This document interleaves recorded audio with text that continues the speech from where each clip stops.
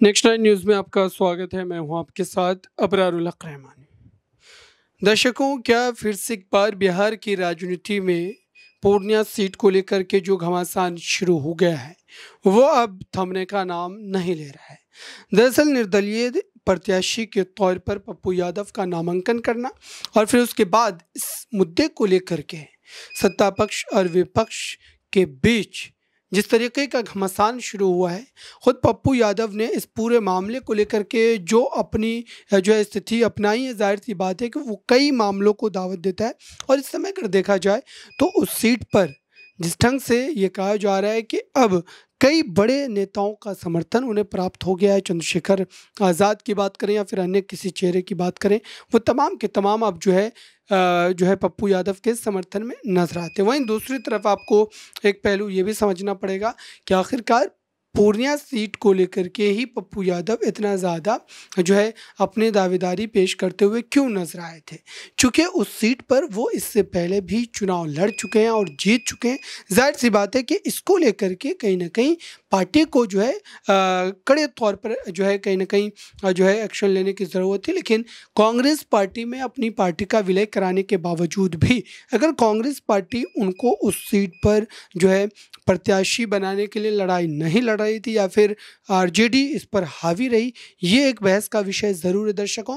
लेकिन इस बीच आपको ये भी एक बड़ा फैक्टर जो है समझना पड़ेगा कि पूर्णिया सीट जो है उस सीमांचल की सीट है और उस सीट पर जो है कहीं ना कहीं जो है एमआईएम का भी जोर चलता है। उस सीट पर कहीं ना कहीं एमआईएम के भी वोटर्स हैं और बीते कुछ वर्षों में या फिर आप कहें कि इससे पहले के जो विधानसभा चुनाव हुए हैं बिहार के, उस विधानसभा चुनाव में जिस तरीके से एमआईएम ने अपना परचम बुलंद किया था, 2019 के लोकसभा चुनाव में जिस ढंग से अख्तरुल इमान ने किशनगंज की सीट पर कहीं ना कहीं जो है वोटों के तौर पर अगर देखा जाए तो तीसरे नंबर पर रहे थे। ये तमाम ऐसे फैक्टर हैं जो दर्शाते हैं कि एमआईएम का फैक्टर भी उस सीट पर काफ़ी ज़्यादा अहम हो सकता है।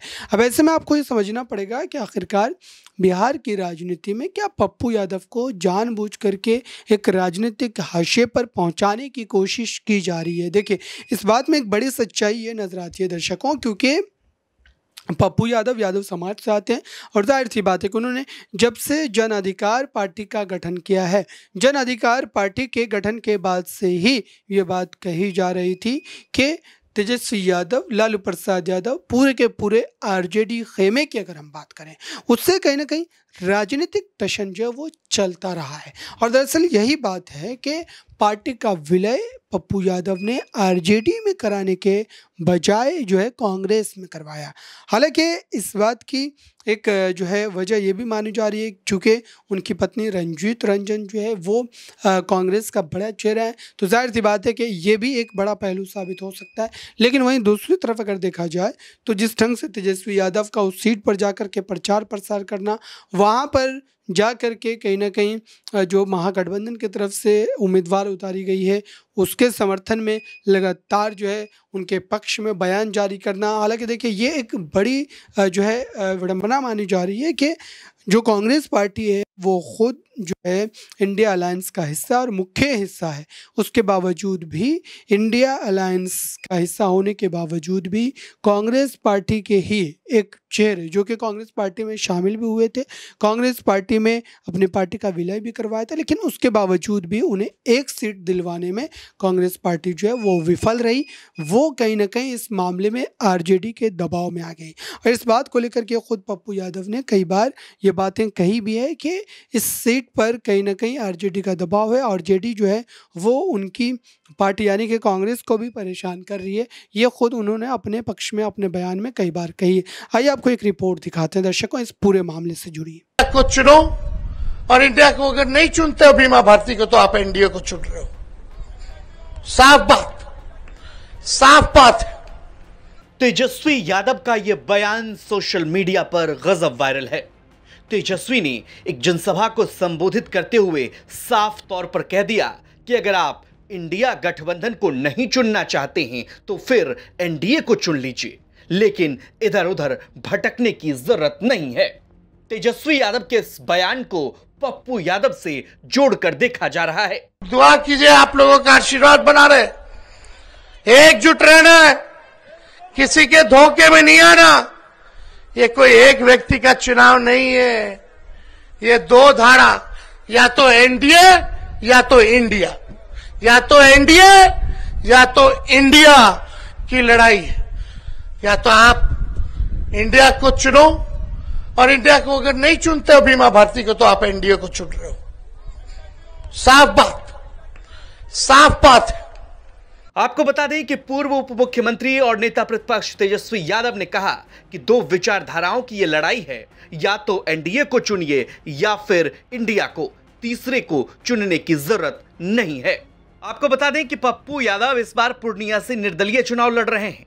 राजद के कई बड़े नेता पूर्णिया में कैंप। तो आपने देखा दर्शकों, आखिरकार लंबे समय से ये पूरा का पूरा विवाद चल रहा है, ये पूरा का पूरा मुद्दा चल रहा है, और ऐसे में ये एक बात जो है बड़े तौर पर कही जा रही है कि अगर इस सीट पर पप्पू यादव की जीत हो जाती है, हालांकि इसको लेकर के अभी भी कई बड़ी चुनौतियां हैं, क्योंकि पूरे तौर पर अगर देखा जाए तो जो इंडिया अलायंस के जो तमाम दल हैं या फिर बड़े नेता हैं, वो कहीं ना कहीं इस सीट पर जो है अपना दमखम झोंकते हुए नजर आ रहे हैं, और पूरी तरीके से जो है इंडिया अलायंस को जीत दिलाने की कोशिश भी की जा रही है। लेकिन उसके बावजूद भी अब भी कहीं ना कहीं इस सीट पर सभी की नज़रें टिकी है, और सब इस बात का दावा भी कर रहे हैं कि पप्पू यादव बाजी मारते नजर आएंगे। हालांकि इस मामले से जुड़ी हुई एक और रिपोर्ट आप देखिए।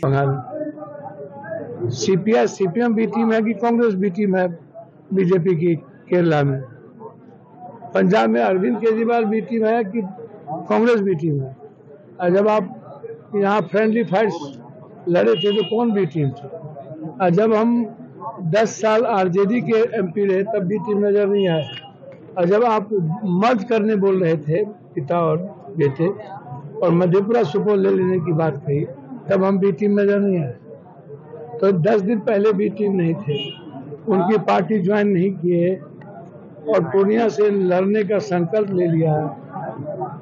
और पूर्णिया इतिहास लिखेगा, यह एमपी का चुनाव नहीं हो, इतिहास लिखेगा। पूर्णिया की जनता एक नई राजनीति का इतिहास गढ़ेगी। महाभारत 5 सिर्फ पप्पू यादव से 2 दिन बचा। पूर्णिया की जनता को क्या नहीं लगता है कि मीना साहब जीतते हैं तो इंडिया गठबंधन मजबूत होगा? बिल्कुल मजबूत होगा। मीना साहब जीतेंगे। सिवान क्यों नहीं जाना चाहते हैं? हम तो कह रहे हैं कि सिवान छोड़ के इंडिया गठबंधन को सभी जगह मजबूत करेंगे, सिवान जाएंगे तो बोल दे। अब सुनते कम है, ये तो डेली बात करते हैं। सर, जिस तरह का वक्तव्य आया है, ऐसी खुलत सिर्फ पप्पू यादव के साथ नहीं, क्या इस पर कहेंगे? देखिए, मैं एक बात बोल, मैं उन राजाओं से आग्रह करूंगा कि शीशे के घर में रह के पत्थर मत फेंको,